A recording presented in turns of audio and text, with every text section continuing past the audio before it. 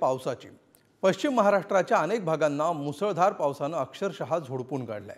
त्यामुळे अनेक नद्यांनी इशारा पातळी गाठत धोक्याच्या पातळीकडे वाटचाल सुरू केली आहे। कोल्हापूर सांगलीला पुराचा धोका वाढू लागलाय।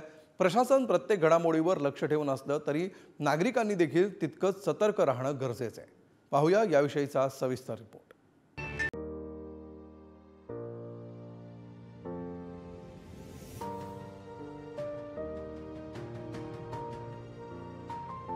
पंचगंगा, कृष्णा आणि वारणा या पश्चिम महाराष्ट्राच्या नद्या अशा दुथडी भरून वाहत आहेत। नदी पात्राबाहेर वाढत असलेल्या या पाण्यानं सांगली आणि कोल्हापूरकरांच्या मनात मात्र धस्स झालंय।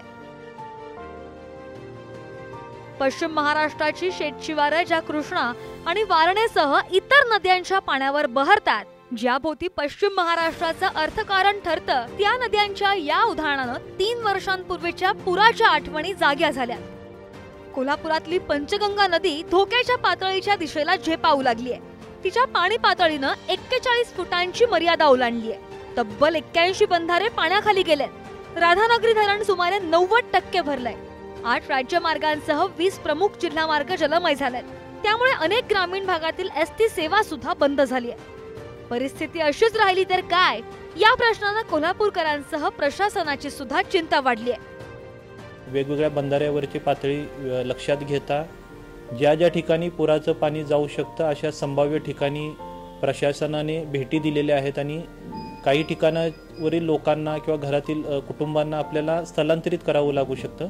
तर त्यासाठी निवारा केंद्रांची तयारी आणि संबंधित कुटुंबांना कळवण्याबाबतची पूर्वतयारी प्रशासनाने केलेली आहे। त्या होणारं पर्जन्यमान आणि बंधाऱ्यातील पाण्याची पातळी, होणारा विसर्ग यावरती प्रशासन लक्ष ठेवून आहे आणि ज्या काही सूचना आहेत त्या प्रशासनाकडून वेळोवेळी दिल्या जातील।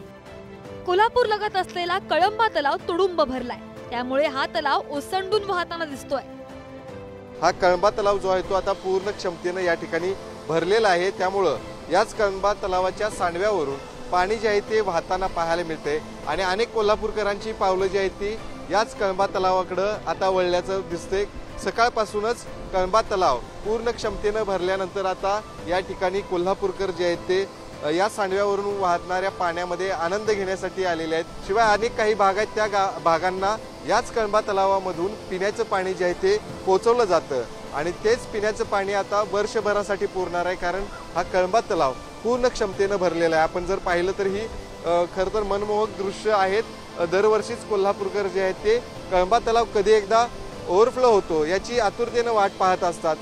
कोयना धरणामधून कृष्णा नदीत पाणी सोडण्यात आलंय। त्यामुळे सांगलीमध्ये कृष्णा इशारा पातळीकडे वाटचाल करताना दिसतेय। पुराची भीती निर्माण झाल्यामुळे सूर्यवंशी प्लॉट मधील कुटुंबांना सुरक्षित स्थळी हलवण्यात आलंय। पाणी पातळीत आणखी वाढ झाल्यास नागरिकांना सुरक्षित स्थळी हलवण्यात येणार आहे। आयर्विन पुलावरून नदीपात्रात उड्या मारून जीवघेणी स्टंटबाजी तरुण करताना दिसतायत। चांदोली धरणामधून सुद्धा विसर्ग वाढवण्यात आलाय आणि त्यामुळे वारणेच्या पाणी पातळीमध्ये सुद्धा मोठी वाढ झाली आहे। चांदोली धरण पाणलोट क्षेत्रात मुसळधार पाऊस अजूनही सुरूच असल्यानं धरणामधील विसर्ग आणखी वाढण्याची शक्यता आहे। गेल्या काही दिवसापासून चांदोली धरण परिसरामध्ये अतिवृष्टी होतीये। तसेच चांदोली धरणाच्या बॅकवॉटरमध्ये असणाऱ्या गावामध्ये ढगफुटी सदृश्य पाऊस होतोय। सध्या आपण चांदोली धरणावरती आहोत आणि या ठिकाणी आपण चांदोली धरणाचा जो विस्तृत परिसर आहे हे पाहतात। या चांदोली धरण आता 82% भरलेलं आहे आणि जवळपास 28 TMC इतका पाणीसाठा या चांदोली धरणामध्ये झालेला आहे। पाटण तालुक्यातील पाथरपुंजपर्यंत हे चांदोली धरणाचं जे पात्र आहे ते पसरलेलं आहे आणि या धरणामध्ये आता मोठ्या प्रमाणात पाणीसाठा झालेला आहे। जुलैच्या सुरुवातीपासूनच चांदोली धरणामध्ये अतिवृष्टी होण्यास सुरुवात झाली होती। दररोज या ठिकाणी अतिवृष्टी होत होती।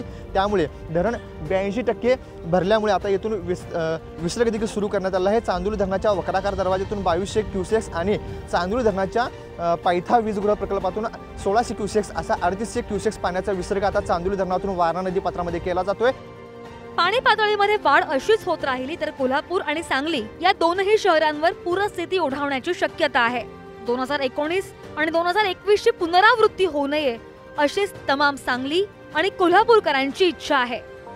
कोल्हापूरहून शेखर पाटील, सांगलीहून स्वप्नील पाटीलसह रशीद इनामदार, पुढारी न्यूज।